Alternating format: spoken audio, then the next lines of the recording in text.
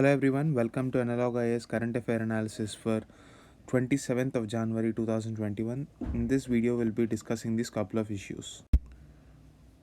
This article, Why Government Borrows Off Budget and How, is about off budget borrowings. Now, we know that budget is nothing but a balance sheet. In this balance sheet, we will estimate our revenue and expenditure.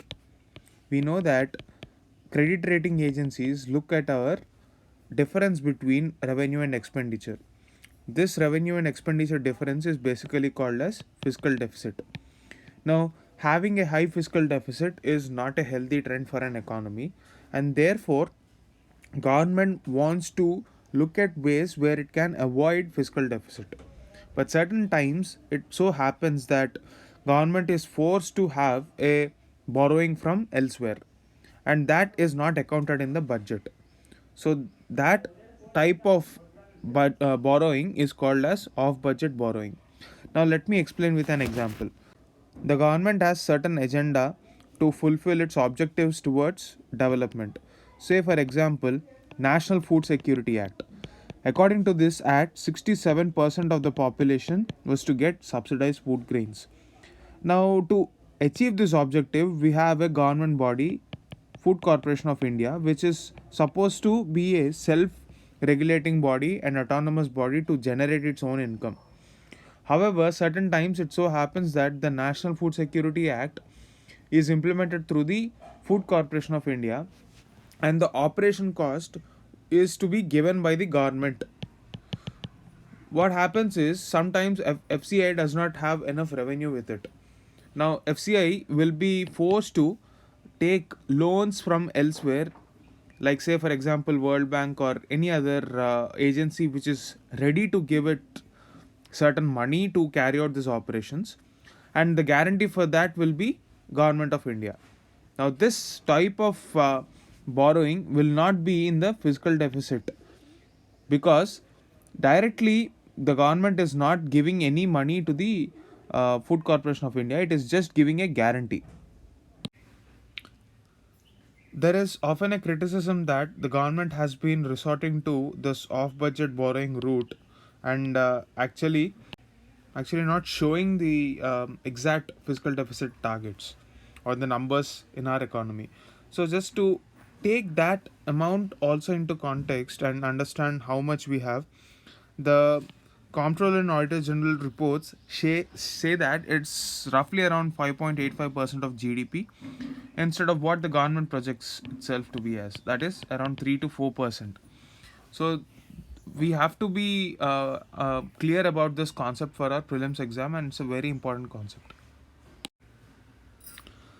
So there is a very important act called the Prevention of Children from Sexual Offences, or POXO Act. This is considered to be one of the most significant legislation while we are respecting our rights of children. At the same time, it also ensures that the menace of sexual violence, especially amongst children, is contained very, very strictly. Now, in this context, the Bombay High Court has given a very shocking verdict.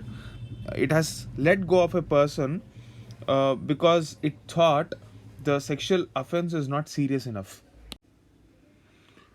So, what Bombay High Court actually argued was there was no skin to skin contact during the assault of the 12-year-old girl we are talking about in this case. So, what happened was the person has actually lured the girl on the pretext of offering a fruit, guava, and he has actually attempted to grope her breasts. So, this High Court, while setting aside the conviction of this accused, said that it was not serious enough, which is very shocking. The High Court judgment is very disturbing because it introduces a new condition to satisfy a charge of sexual assault. And this is not there in the original act at all. How is a child's clothing really relevant in this case? So, the spirit of the law has been sidelined in this particular case, and rightly so. Supreme Court has intervened and stayed this particular order. The Bombay High Court's observation that stricter proof and serious allegations were needed given that a sexual assault conviction mandates a minimum of 3-year punishment, however, frames the problem of actually diminishing the writers of tougher laws on sexual violence. The very spirit has been sidelined in this particular case. Even though POXO was enacted way back in 2012 itself, the conviction rate is very low. After years of mobilization by child rights organizations and a lot of dharnas, etc., this particular law was enacted in 2012, but it still has very low conviction rates, and there are several reasons for that. The first one is police and judicial system should be more sympathetic towards the cause. That is not there in the present case of this Bombay High Court verdict. Another important thing that we have to understand is, and as per this law, it is very clear that certain amount of punishment should be given for a particular type of an offense, and the judges explicitly are not allowed to give a punishment that is less than what is prescribed under this law.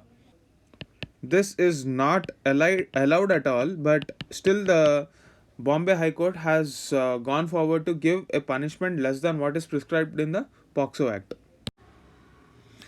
So the Supreme Court was right in coming forward and staying this judgment.